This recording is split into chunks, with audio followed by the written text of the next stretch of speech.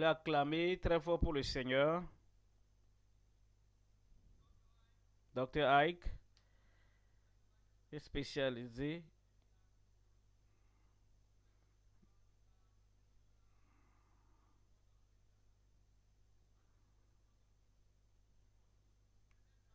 Acclamons très fort.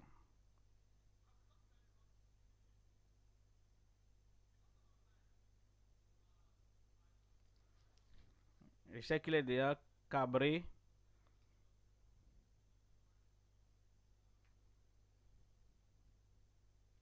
Il est à Chicago. Et ce soir, il parlera. Et si rien ne cloche avec toi, écoutez.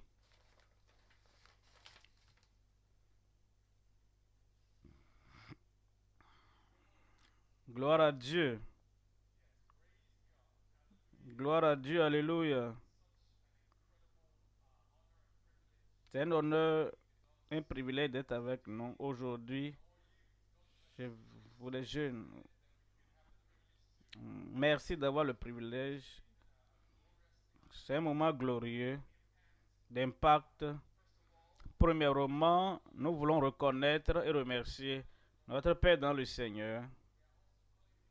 Nous l'appelons grand-papa pour la vision, la perception, la passion et l'amour que le jeune adulte, papa, nous prions que Dieu continue par vous fortifier, maman, pour une grande gloire dans le nom précieux de Jésus. Nous voulons vous remercier, nos jeunes adultes. Tout au long de ce programme, nous sommes si excités. Je vais vous encourager à profiter au maximum de ce que Dieu fait. Dieu a créé cet espace spirituel pour le rencontrer, pour être transformé. Et nous serons transformés pour toujours au nom de Jésus. Rapidement, nous considérons aujourd'hui et si rien, et si, et s'il n'y a rien qui cloche avec toi, et si rien ne cloche avec moi, c'est-à-dire que nous allons régler les mensonges du monde. Prions brièvement. Père, nous te sommes reconnaissants, nous te remercions beaucoup pour le privilège que tu nous as donné de venir en ta présence et d'être bénis de façon merveilleuse au cours de ce programme. Merci Seigneur pour notre Père dans le Seigneur et merci pour les organisateurs et tous ceux qui ont servi avec force pour veiller à ce que nous nous rassemblons pour expérimenter la vie et la vie abondante. Nous demandons que dans cette session, que tu parles à nos cœurs et que tu bénisses nos jeunes adultes et que tu les lances dans la destinée pour accomplir tout ce que tu as conçu pour leur vie. Nous te rendons gloire au nom précieux de Christ. Amen et Amen. Et si rien ne cloche avec moi, avec toi. Alors ici, je voudrais lire un texte. Comme nous continuons,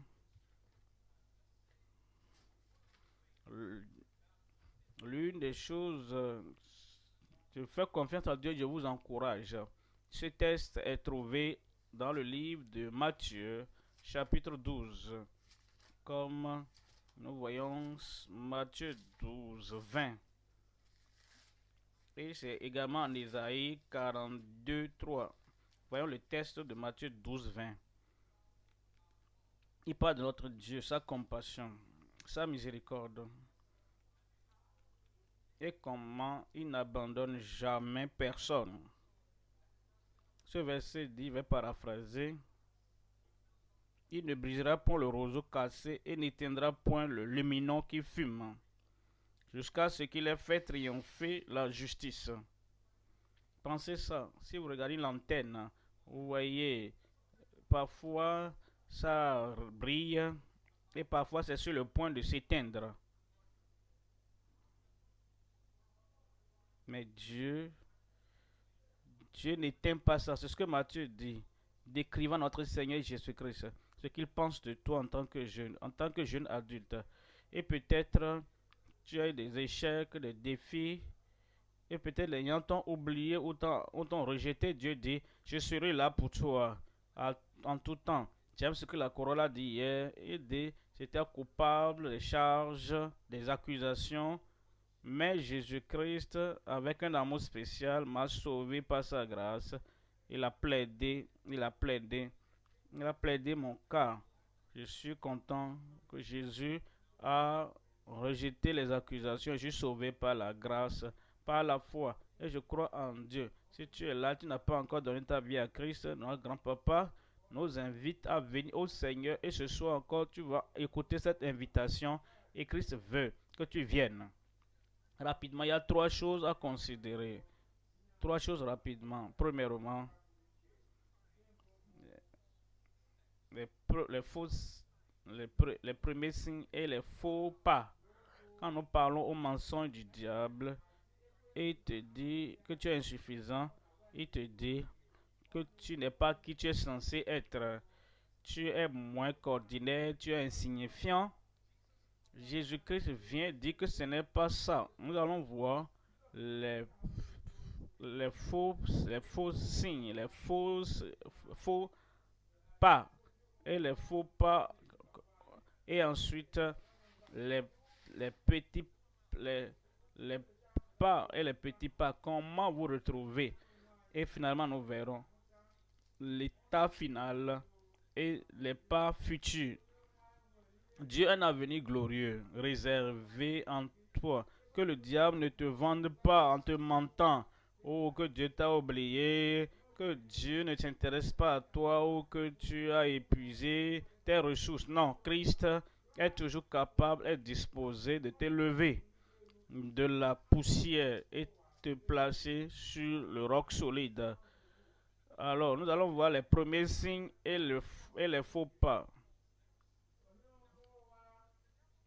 Le diable vient nous mentir en tant que jeune adulte et nous dit beaucoup de choses qui ne sont pas vraies. Et ces choses qu'il fait produisent des doutes en nous et produire l'isolation. Quand j'étais plus jeune, je remercie Dieu, j'ai grandi dans l'église, j'ai eu le privilège d'être béni sous le ministère de notre Père dans le Seigneur. J'ai grandi en allant dans toutes les séances et le diable venait te mentir. Et ces mensonges venaient avec la pression des pères. Tu penses que tu dois appartenir, tu dois te conformer, tu dois être comme les autres, tu dois marcher comme les autres, tu dois faire les choses que tes amis font. Et cette pression des pères produit des conduites contraires. Parfois, le monde nous ment, parle de notre image.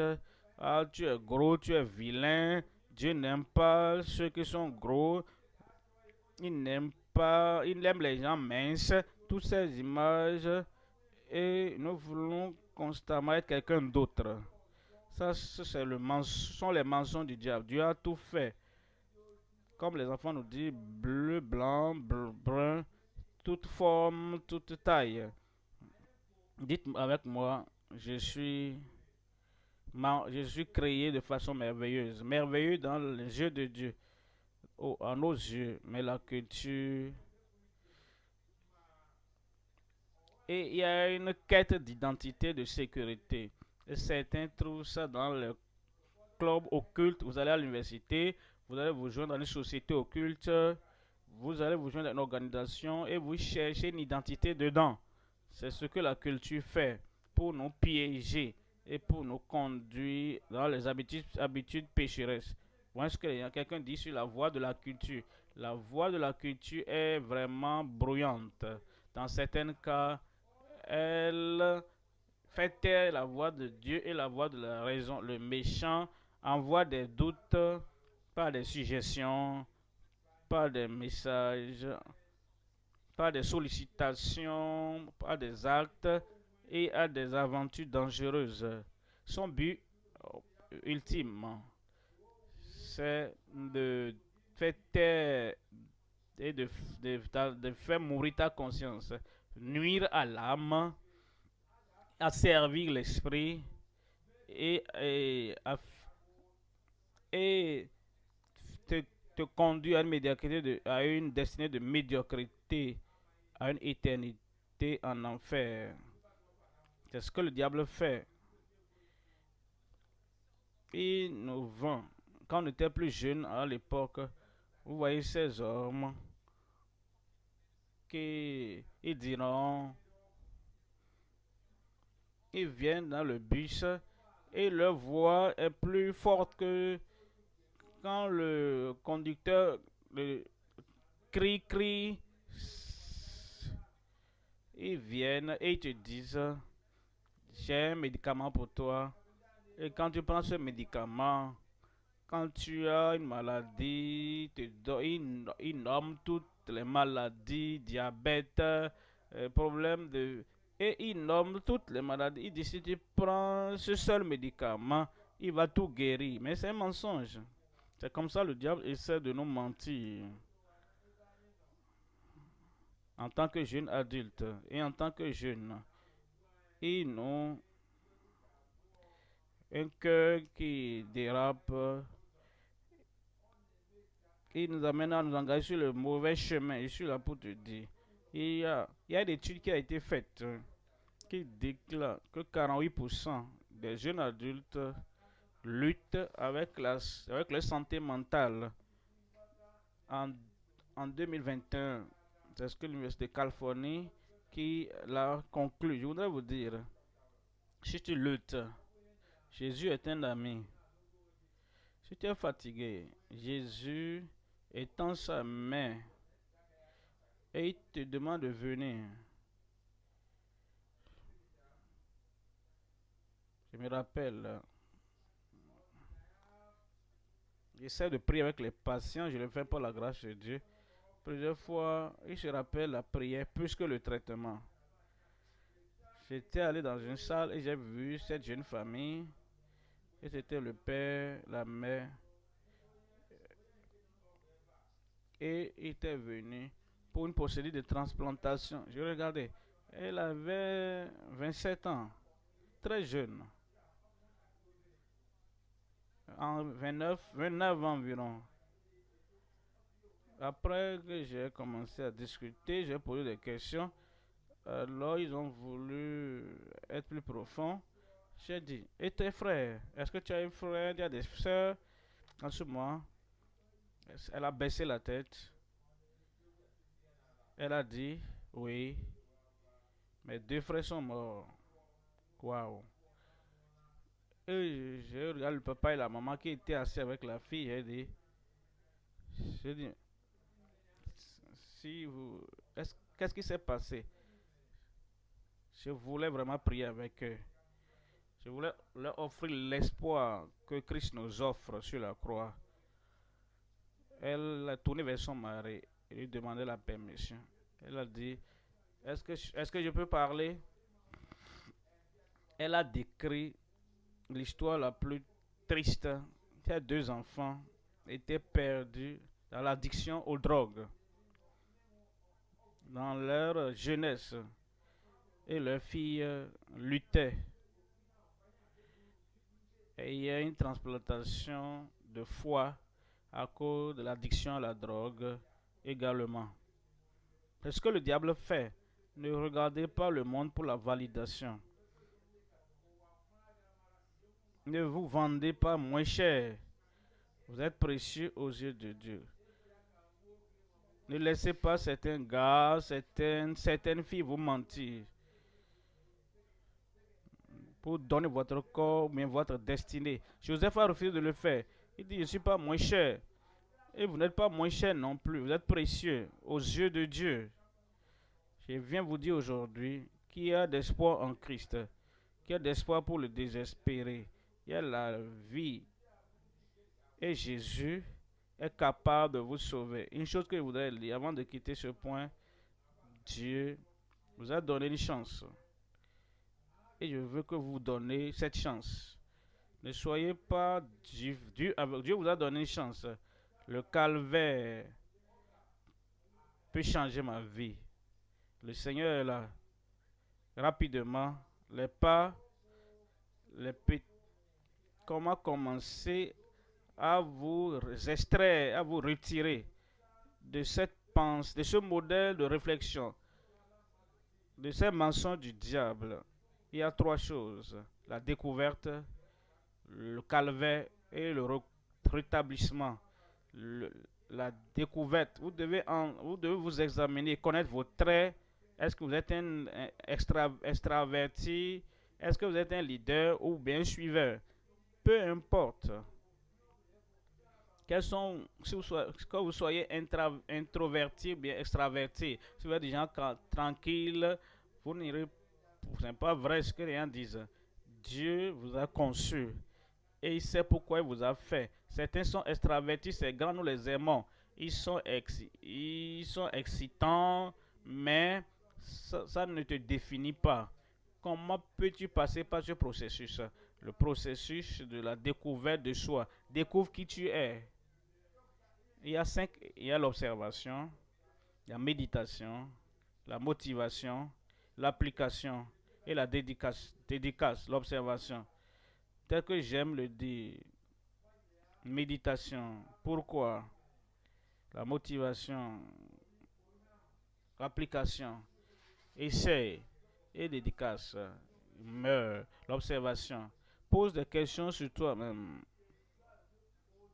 Le jour que tu te découvres, c'est ce jour-là que tu commences à vivre. Le jour que tu peux découvrir qui tu es, ce que je sais, est-ce que nous savons vraiment qui nous sommes? Nous chantons les chants, mais est-ce que nous savons vraiment demander? La méditation va au-delà de la surface et parle à Dieu. Si tu es préoccupé de ce que les gens disent de toi, que disent les gens que je suis, d'accord? C'est bon. Qui dit que tu es? Que dites-vous que je suis? Peu importe ce que les gens disent. Mais c'est ce que Dieu dit qui compte. Demande à Dieu. Demande à Dieu. Et cette habitude-là, troisièmement, la motivation. Vie. Je veux te dire, n'abandonne pas sans combattre. N'abandonne pas sans combattre. Combattre pour ta destinée. Continue à essayer, continue à réaliser, continue à poursuivre l'application. Fais des pas. De la dédicace. 1 Corinthiens 15, 31. Paul dit, je meurs chaque jour. Notre grand-papa nous a dit que si vous ne faites pas de sacrifices, il y aura des limites à ce que nous pouvons accomplir. Mais si vous abandonnez tout votre être, même le ciel ne peut pas vous retenir. Maintenant que nous avons vu comment nous pouvons évoluer, posez-vous la question, pourquoi est-ce que vous êtes comme ça? L'apôtre Paul a découvert la raison de sa vie. Et Jésus a dit, Marc 1,18, à cause de notre temps, Jean 8,37. Car c'est pour cela que je suis venu. Vous devez découvrir pourquoi vous êtes là. Qu'est-ce que vous faites?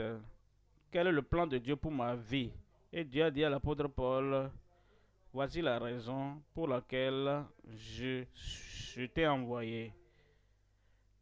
L'apôtre Paul, il a découvert la raison pour laquelle il a été. Je veux lire ce verset en Acte 26. Acte 26, 16. Une fois que Paul a découvert la, la, sa raison d'être pour atteindre sa destinée, il a pris l'envol comme une étoile. Tu vois des étoiles filantes, je les vois là-bas. Et le Seigneur vous amènera à vous lever pour accomplir et réaliser au nom de Jésus. Acte 26, écoutons ce que l'apôtre Paul a dit dans le verset 16 à 20, acte 26, verset 16. Verset 15 plutôt. Il répondit, qui es-tu, Seigneur? Et le Seigneur dit, je suis Jésus que tu persécutes. Mais lève-toi. Levez-vous. C'est ce que Dieu dit toujours. Dieu n'est pas quelqu'un qui fait tomber les gens. Il relève toujours les gens. J'étais malade. Il m'a élevé. Il élève toujours. Lève-toi et tiens-toi sur tes pieds. Car je te suis apparu pour t'établir ministre et témoin des choses que tu as vues. C'est Dieu qui fait de nous. Les gens nous demandent pour dire, tu dois être connecté, tu dois mettre les points sur les i et mettre les traits sur les t. Non. Dieu, c'est Dieu qui a fait avancer Moïse et Aaron. Et je vois des gens qui avancent pour la destinée, dans l'accomplissement,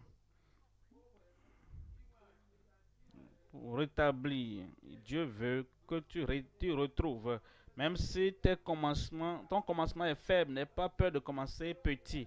Transforme tes faiblesses en force. Commence petitement, mais continue à évoluer.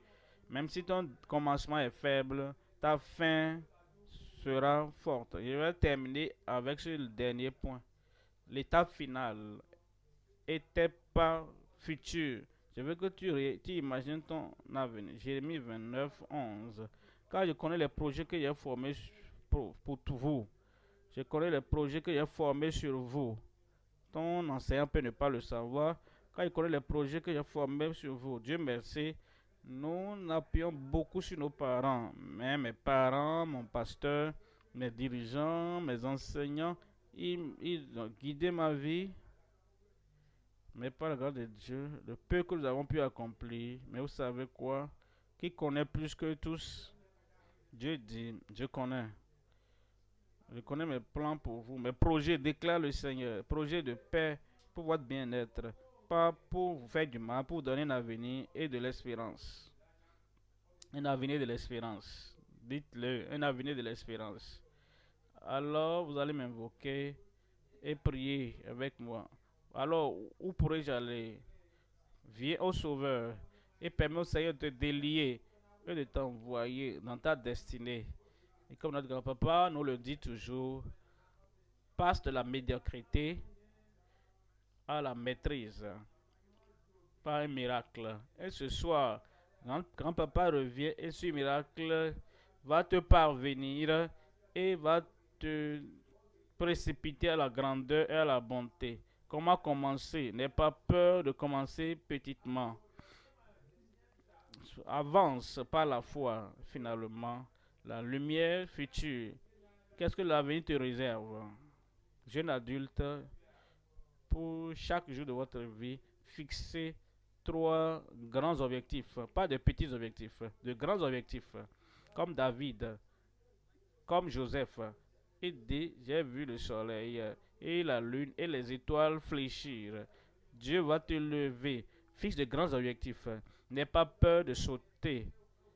Cherche à atteindre la grandeur. N'aie pas peur de sauter, car Dieu va... Et sous toi, jeune adulte, jeune, dans cette conférence, il y a les bras éternels. Que Dieu vous bénisse. Que Dieu vous garde. Au nom de Jésus. Merci beaucoup. Que Dieu vous bénisse.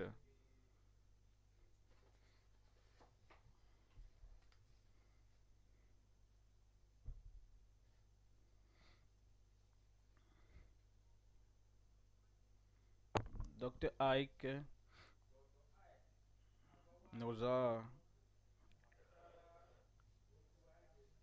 entretenu sur une communication. Si vous avez des questions, rapidement, venez devant. Et vous qui êtes en ligne,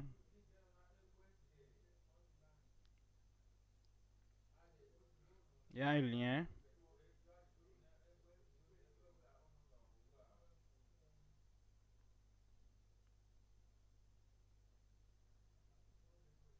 Appelez-vous.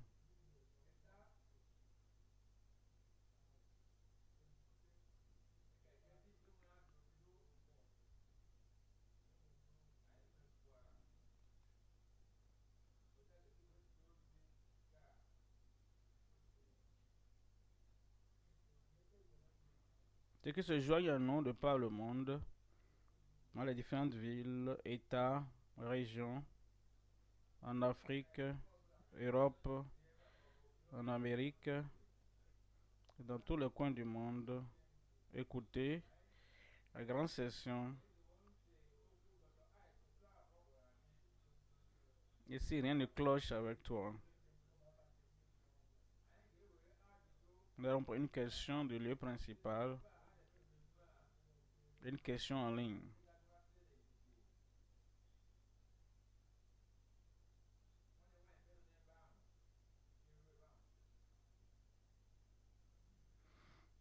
Bonsoir. Quand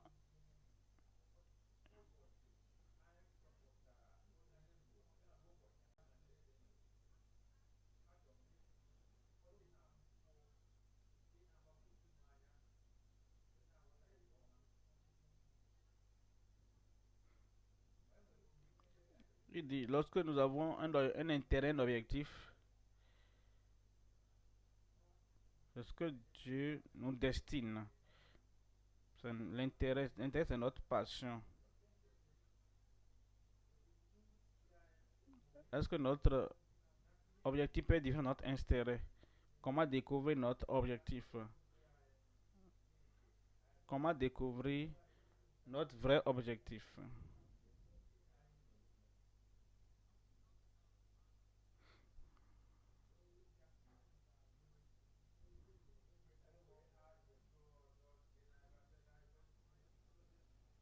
Comment vaincre l'imagination négative? J'ai une fois imaginé de ne pas avoir un bon avenir, mais je rejette ça. C'est ça vient constamment. Comment faire la démarcation entre la correction publique, parce qu'ils ont des faits sur notre santé? Les trois questions. Merci beaucoup. La seule qui a posé la question, découvrir l'objectif, c'est une grande question. Je compare la vie. Si vous êtes familier à l'ordinateur, il y a le disque dur, il y a et le matériel. Dieu nous a créé chacun de nous comme il y a Intel, il y a le processeur, il y a les processeurs. Mais au-delà des les experts informatiques, nous disons, ce qui fait la différence, c'est le logiciel que vous installez dans l'appareil. À la base, le plan de Dieu pour nous est bon et est grand. Aucune personne sur cette terre que Dieu a créée pour qu'il échoue. Chacun, ce que le psalmiste dit, j'ai été merveilleusement créé. Ton, maintenant, ton extérieur est solide, mais la question, quel logiciel installes-tu? L'apôtre Paul dont je vous ai lu, quand Christ l'a rencontré, ça commence avec une rencontre avec Christ. Parce que si tu ne peux pas entendre cette voix douce-là, tous ceux qui sont conduits par l'Esprit de Dieu sont en fils de Dieu. Donc parfois, nous ne découvrons pas notre destinée. Nous ne sommes pas sauvés. Une fois que nous venons à Christ, les ténèbres deviennent la lumière. Les choses sont faciles, sont claires. Et les choses apparaissent devant nous. Mais Dieu est toujours présent au temps de besoin et vient dans la prière. Si nous sommes confus, je dis ça aux jeunes gens. Si tu donnes ton cœur au Seigneur et tu continues à faire ce que tu es censé faire, au primaire, au secondaire, à l'université, les études, ou bien tu vas travailler. Si tu continues à poursuivre ce chemin-là, et Dieu tu es sur la bonne voie. Mais parfois, Dieu t'interrompt par un conseil. Ça peut être par un ami. Je vous donne mon exemple. J'étais ingénieur pendant un moment et je pensais aller dans l'école médicale. Et j'ai lutté avec cette décision. Mais il y a un frère, un conseiller, qui était l'un de nos pasteurs ici aux États-Unis. Il a dit quelque chose. Il a dit, Ike, dans 5 ans, tu auras tel âge. Que tu fasses quelque chose ou que tu ne fasses rien, le temps va passer. Maintenant, il te revient de choisir ce que tu as fait. Parfois, Dieu peut tuer des gens pour nous réveiller, pour notre destinée. Mais comprenez ceci, il va toujours t'environner, il va te soutenir. Question suivante. Sur l'imagination négative, la Bible dit comment le jeune homme purifiera son séance écoutant la parole de Dieu. Je sais ta parole dans mon cœur. La parole de Dieu nous purifie. Vous êtes purs par la parole que je vous ai adressée. La parole de Dieu arrive à purifier nos pensées négatives. Et ce que nous méditons, quel que soit ce qui est bon, aimable, tout ce qui est gracieux, pensez à ces choses. Enverrez-vous Josué était allé pour l'expédition et 9, 10 avaient des pensées négatives. Mais Dieu merci avec un Caleb. Il y aura toujours un Caleb pour toi. Il y aura toujours un Josué pour toi, mon frère. Et Dieu va te lever de cette pensée négative pour accomplir ce qu'il veut que tu accomplisses. Accepte les réprimandes et les corrections.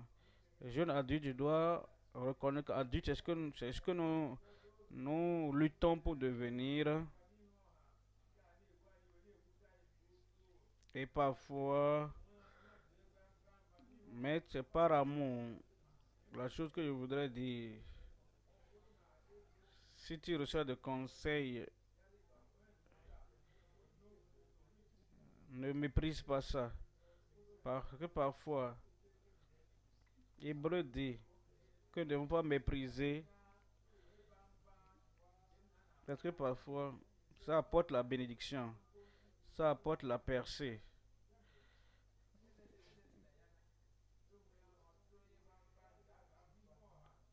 Ça m'aide vraiment à être là où je dois être. Tu t'aimes, tes parents t'aiment, ton pasteur aime, nous t'aimons, Jésus t'aime, les anges t'aiment.